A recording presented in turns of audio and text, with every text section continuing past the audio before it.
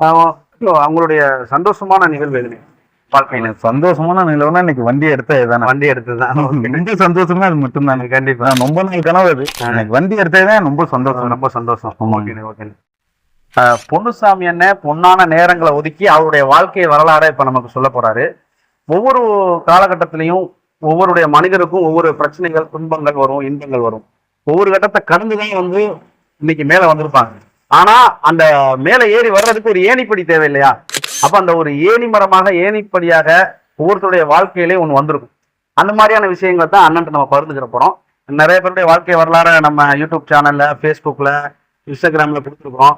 டிரைவர்கள்லாம் பார்த்து அதை ரொம்ப கமெண்ட்லாம் பண்ணியிருக்கிறீங்க, ரொம்ப சந்தோஷப்பட்டிருக்கிறீங்க, ரொம்பவும் மன நிம்மதி அனுப்பிக்கிறீங்க. அப்ப அந்த மாதிரியான மன உளைச்சல் அடையக்கூடியவர்களுக்கு மன மகிழ்ச்சியை தரக்கூடிய ஒரு பேட்டி தான் இந்த பேட்டி.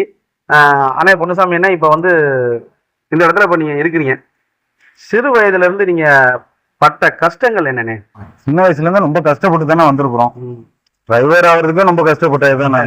டிரைவர் நமக்கு யாருமா அவ்வளவு சீக்கிரம் சொல்லி தரல. நமக்கு கூட்டிட்டு போறவங்க கூட சொல்லி கொடுத்ததில்ல. ரொம்ப கஷ்டப்பட்டு கத்துக்கிட்டதுதான். கத்துக்கிட்டு இன்னைக்கு டிரைவர் ஆகி இந்த மாதிரி ஒரு வண்டி எடுக்கிறது எனக்கு ரொம்ப சந்தோஷம் தானே. ரொம்ப சந்தோஷம். எல்லா பேருமே இந்த மாதிரி இருந்தா பிரச்சனை இல்லை.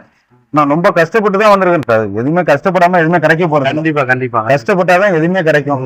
அது எந்த முயற்சியா இருந்தாலும் ஃபுல்லா எடுக்கணும். பாதி கஷ்டப்பட்டு பாதியில விட்டுட்டு போனா அது பிரயோஜனம் இல்லாம போயிடும். கண்டிப்பா ஃபுல்லா கஷ்டப்பட்டா எதுவுமே கிடைக்க வாய்க்கும். கண்டிப்பானே. என்னென்ன படிச்சிருக்கீங்க? நான் வெறும் 5வது தானே படிச்சிருக்கேன். 5வது தான் படிச்சு வெறும் 5வது தானே படிச்சிருக்கேன். அதுவும் ஃபுல்லாக படிக்கலாம். 5வது சும்மா போனா அவ்வளவுதானே. அதுக்கப்புறம் அப்ப அதுல இருந்து அப்படியே வேலைக்கு போயிட்டு கஷ்டப்படுது. ஏன்னா நிறைய பேர் என்ன செய்வாங்க, நினைப்பாங்கன்னா நம்ம படிக்கல, நம்மளாம் எதுக்குமே லாய்க்கு இல்ல. படிக்காதவங்களுக்கு எவ்வளவு. உதாரணத்துக்கு இப்ப நம்ம நாட்டுல 5 முறை முதலமைச்சரா இருந்தார் ஒருத்தர். யார் அப்படின்னா கருணாநிதி. அவர் 10th 5 முறை முதலமைச்சரா இருந்தார். அப்ப கல்வி மாத்திரம் ஒரு மனிதனை உயர்த்தாது, அவருடைய அனுபவம், அறிவு, திறமையுமே ஒருத்தனை கொண்டு உயர்த்தும். அப்படிங்கிறதுக்கு நீங்க ஒரு உதாரணம். உங்களை ஓனர் 5வது படிச்சு நீங்க இன்னைக்கு வண்டிக்கு ஓனர் ஆயிருக்கீங்கன்னா சாதாரண விஷயம் இல்லை. அந்த அளவுக்கு நம்ம கஷ்டப்பட்டா நமக்கு எதுவுமே கிடைக்க போகும். அப்ப நீங்க சோம்பேறித்தனமாக இல்லாம உங்களுடைய உழைப்பை போட்டுக்கிட்டே இருங்க.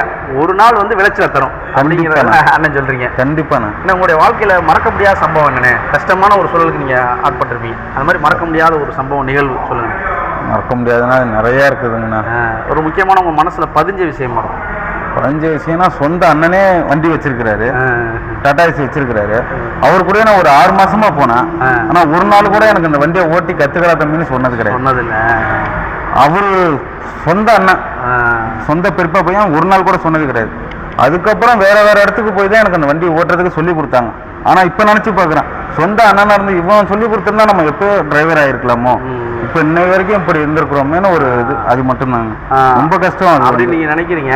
ஆனா அந்த மாதிரி சொல்லி கொடுக்காம இருந்தனால நீங்க முயற்சி பண்ணி அன்னைக்கு நீங்க சொன்னீங்கல்ல டிரைவர் ஆமா, என் அண்ணன் சொல்லி கொடுத்திருந்தா அது ஒரு அலட்சியமா இருந்திருக்கும். கஷ்டப்பட்டு வரது அதுல நமக்கு ஒரு முயற்சி. அவன் வண்டி அடிச்சிருமா, நம்மளும் வண்டி எடுக்கணும் ஒரு உத்தேசம் உங்களுக்கு. அதனாலதாங்க. கண்டிப்பா ஒவ்வொருடைய வாழ்க்கையிலையும் அதாவது துவண்டு போனவர்களை தட்டி எழுப்புறதுக்கு ஒரு பூனைக்கு மணி கட்டுறது யாருன்னு சொல்லுவாங்கல்ல, ஒரு நிகழ்வு ஏற்படும். அந்த மாதிரி இந்த நிகழ்வு தான் உங்களை நீங்க கொண்டாந்து. கண்டிப்பா உங்களுடைய சந்தோஷம், உங்களை கொண்டு உங்களுடைய இந்த வண்டியை நீங்க வீட்டுக்குள்ள கொண்டு போய் காட்டும் போது உங்களுடைய குடும்பத்தாரும் சந்தோஷம் அடைவாங்க. கண்டிப்பா அதுக்கு நாங்க பிரார்த்தனை பண்ணிக்கிறோம். நல்லபடியா போங்க. இன்னும் நிறைய வண்டி இது மாதிரி எடுத்து நிறைய ஒரு டிராவல்ஸ் வைக்கிற அளவுக்கு உங்களுடைய நிலைமை உயரணும் அப்படிங்கிறத நாங்க இறைவன்கிட்ட பிரார்த்தனை. ரொம்ப நன்றி.